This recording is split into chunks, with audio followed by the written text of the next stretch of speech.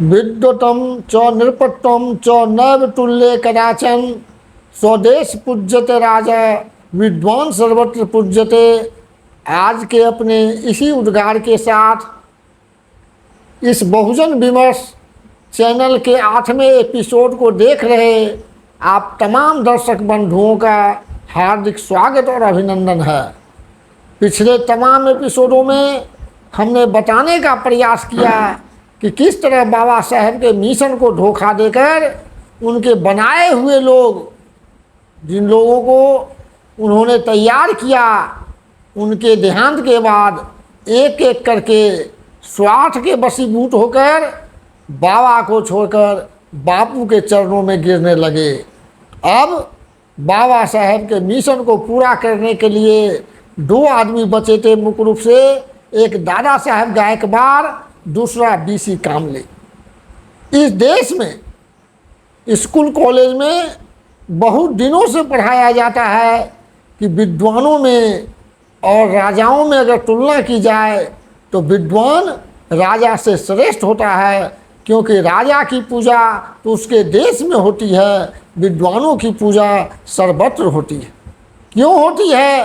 क्योंकि विद्वान सांस्कृतिक व्यवस्था का संवाहक होता है, संस्कृति की व्यवस्था को आगे बढ़ाने का काम करते हैं विद्वान, इसलिए ऐसा कहा गया। इस तरह की बात सिखाने और पढ़ाने के बावजूद भारत के हाथ में सत्ता की बागडोर भारत के जिन लोगों के हाथों में है, उन्होंने इस पर अमल शायद ही किया। यही कारण है कि इस देश में तमाम संत महापुरुष गुरु हुए।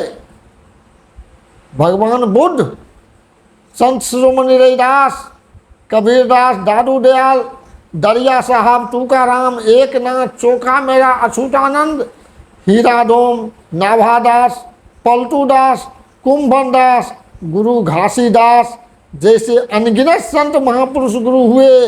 अच्छी अच्छी बातों को उन्होंने कहा, लेकिन इस देश के लोगों ने उनका तिरस्कार किया।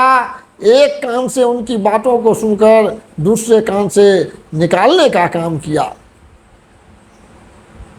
महापुरुषों, गुरुओं और संतों के द्वारा बनाई हुई जो व्यवस्था थी, बाद में सत्ता के साथ मिलकर दुष्ट लोगों ने उस पर पानी फेरने का काम किया।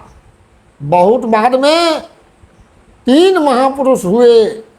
महात्मा ज्योतिबा फूले, जिनका आंदोलन वैचारिक आंदोलन, सामाजिक क्रांति, सांस्कृतिक परिवर्तन का जो आंदोलन था 1848 से 1890 तक चला। महात्मा ज्योतिबा फूले के देहांत के बाद उनके आंदोलन की बागडोर छत्रपति साहू जी महाराज ले लिए। छत्रपति साहू जी महाराज 1891 से 1922 तक उस आंदोलन को चलाए।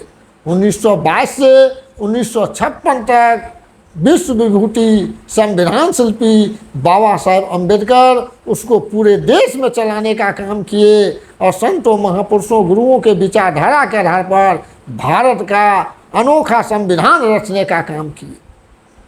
मगर इस देश की दुर्गति होनी थी, इस देश का मिसफॉर्चून था कि महात्मा ज्योतिबा फूले, छत्रपति साहू जी महाराज, डॉक्टर BR अम्बेडकर के कामों को भुलाने का काम किया गया।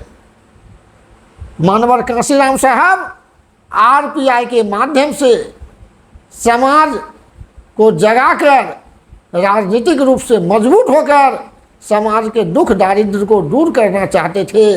उनके मन में वह था, उनके मन में आशंका थी कि जो भारत की व्यवस्था है, राजनीति के अलावा जो व्यवस्था है, क्या वह सही है? क्या जाति व्यवस्था कुदरती है? क्या इस देश में धर्म के नाम पर जो पाखंड हो रहा है वह प्रासंगिक है?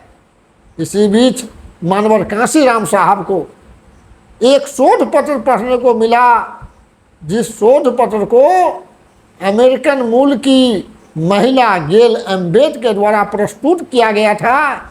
उस सिनोप्सिस का नाम, उस शोध पत्र का नाम था culture revolution in colonial society. उस शोध पत्र में महामना फूले, छत्रपति साहू जी महाराज, बाबा साहेब B.R. अम्बेडकर का जो आंदोलन था 1848 से 1956, यानी 108 वर्षों के लंबे संघर्ष की चर्चा की हुई थी।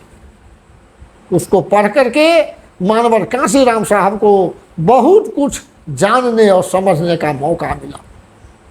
उनको लगा कि जो कारोबार चल रहा है इस देश का, केवल उस कारोबार के कारण हम परेशान हैं, हमारे लोग, भारत के अधिकांश आवाम परेशान है। सत्ता के माध्यम से संस्कृति को विकृत किया गया। मानवर कांशीराम समझे कि सत्ता के साथ अपनी व्यवस्था मिलाकर लोगों ने धर्म नामक संस्था का इजाद किया। धर्म में अपनी व्यवस्था मिलाकर संस्कृति का इजाद किया। संस्कृति को लादा, संस्कृति को थोपा। सही संस्कृति जो पहले की मानवतावादी संस्कृति थी उसका खात्मा किया और संस्कृति के साथ पुनः व्यवस्था मिलाकर परंपरा कायम किया और परंपरा में सिस्टम मिलाकर कास्ट का निर्माण किया। इसलिए कास्ट सिस्टम कुदरती नहीं है, कास्ट सिस्टम नेचुरल नहीं है। यह मानव के द्वारा, ढोट मानव के द्वारा बनाई हुई एक व्यवस्था है, जिस व्यवस्था के तहत भारत के बहुजनों को, अधिक संख्यक आबादी को निरीह, निराश्रित, बेबस और मजलूम बना दिया गया। इसी विचार के तहत मानवर कांशीराम साहब B.C. कामले के साथ मिलते हैं। B.C. कामले से मिलने का उनका जो मकसद था, उनको मालूम था कि सर B.C. कामले स्वच्छ पत्रकार हैं, एडिटर हैं, न्यायविद हैं, राजनीतिक कार्यकर्ता हैं, सामाजिक कार्यकर्ता हैं।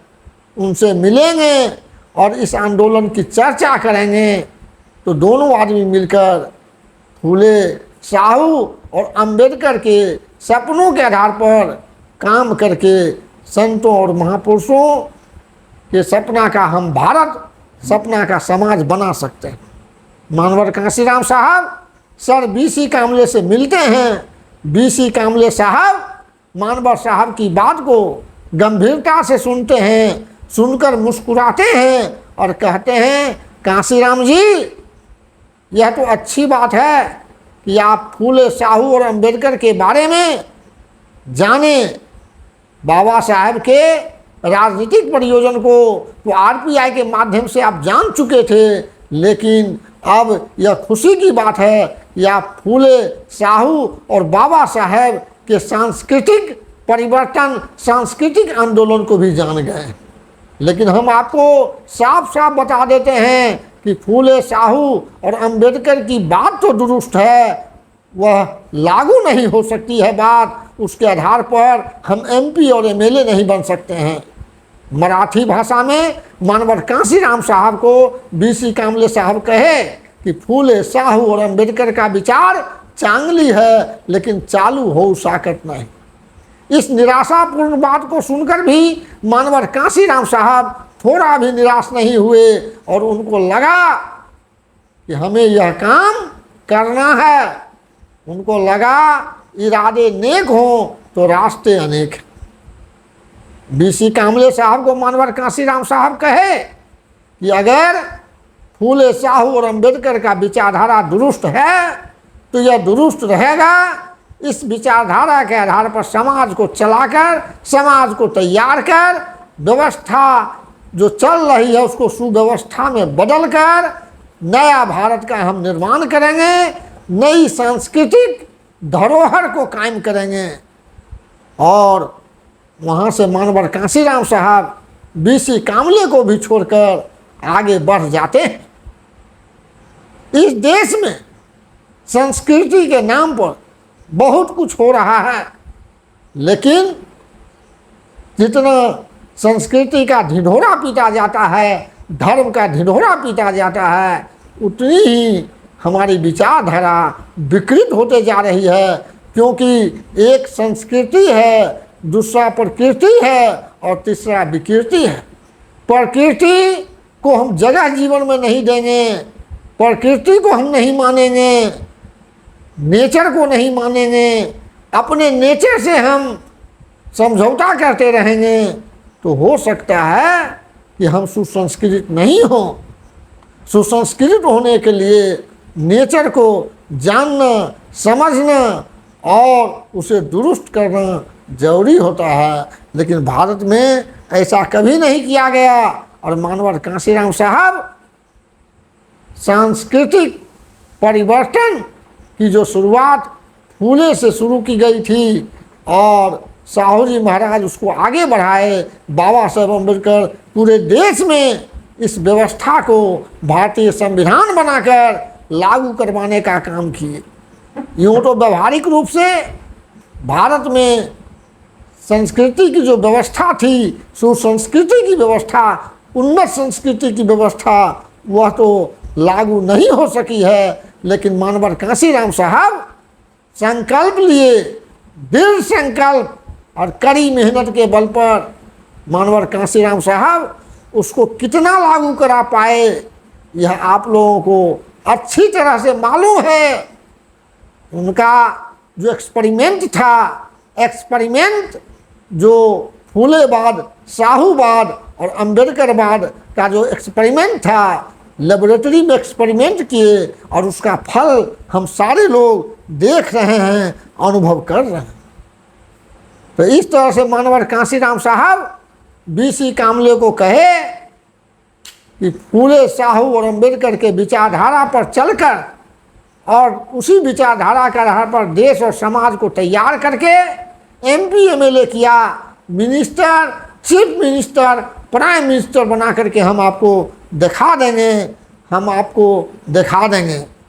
इस तरह से मानवर कांशीराम साहब एक अमेरिकन महिला के शोध पत्र को पढ़कर इतना उद्वेलित हुए, इतना संकल्पित हुए कि भारत की जमीन पर जो नई इबारत लिखने का काम किए मानवर कांशीराम साहब, उसे पूरा देश जानता है। रही बात बीसी कामले साहब की, तो बीसी कामले साहब कामले गुट आरपीआई को चलाते हुए 6 नवंबर 2006 को देहावसान को प्राप्त हुए, जबकि मानवर कांशीराम साहब का परिनिर्वाण उसी साल लगभग 1 महीना पहले 9 अक्टूबर 2006 को हुआ था। और जो गेल अम्बेड मानवर कांशीराम साहब को प्रेरित करने का काम जिस गेल अम्बेड का शोध पत्र किया था, वह गेल अम्बेड मनमोहन सिंह की सरकार में प्लानिंग कमीशन का मेंबर बनाई गई थी। तो जिस गेल अम्बेड के कारण दलितों में चेतना आई और चेतना का वाहक मानवर कांशीराम साहब बने, यानी गेल अम्बेड के शोध पत्र और दलित, शोषित, पीड़ित, वंचित समाज के बीच जो पुल बनने का काम मानवर कांशीराम साहब किए, किस कदर उसको आगे बढ़ाए, कितना हमारे इतिहास को मजबूती के साथ, संस्कृति को मजबूती के साथ बढ़ाने का काम किए, यह किसी से छुपा हुआ नहीं। गेल अम्बेड जो मानवर कांशीराम साहब को प्रेरित करने का जिनका शोध पत्र काम किया, आज हम अपने 8वें एपिसोड के माध्यम से उस महान विभूति को कोटि कोटि नमन करते हैं। आप हमारे इस 8वें एपिसोड में लगातार बने रहे, इसके लिए आपको तहे दिल से शुक्रिया।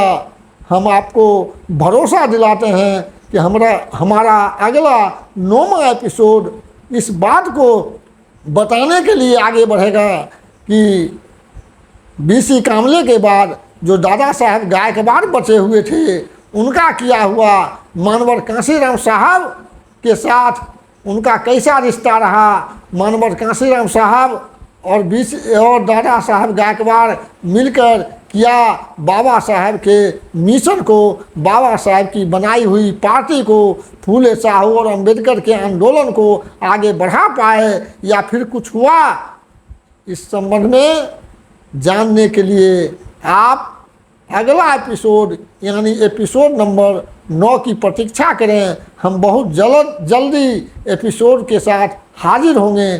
तब तक के लिए जय भीम, नमस्कार, बाय, सत श्री अकाल, आदाब, जय जोहार।